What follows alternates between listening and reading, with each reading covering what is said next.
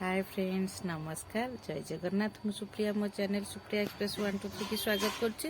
तो मोर आज पुणी गोटे नुआ ब्लॉग को आपण मानक पुणी थे स्वागत करुच्ची। तो आशा करुच्ची आपण मैंने समस्ते बहुत भले थे आ खुशी थे। भगवान डाकुची समस्ते खुशी था स्माइल करूँ आपण मानक सुंदर से हाथ में मत सुंदर सुंदर गोटे कमेंट दे था जहाद्वारा कि मत भी खुशी लगे कि मुझे आग को वीडियो भी कर चली।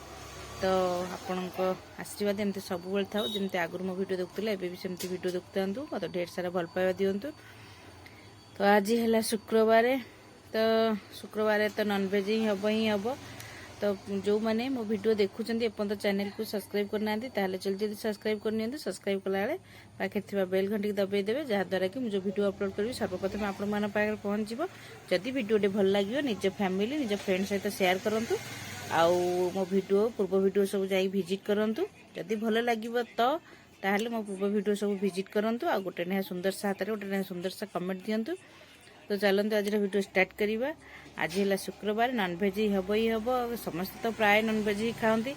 तो गरम एठी पड़ी गलानी बेंगलोर रे गरम एक्चुअली स्टार्ट हो गलानी। तो सेति कौन केमती आम आज कौन खाऊँ आपण मानक सेटा शेयर करी। सकाळ तो वीडियो किसी करि पाइलिनी तो ये खरा बेलू स्टार्ट करी।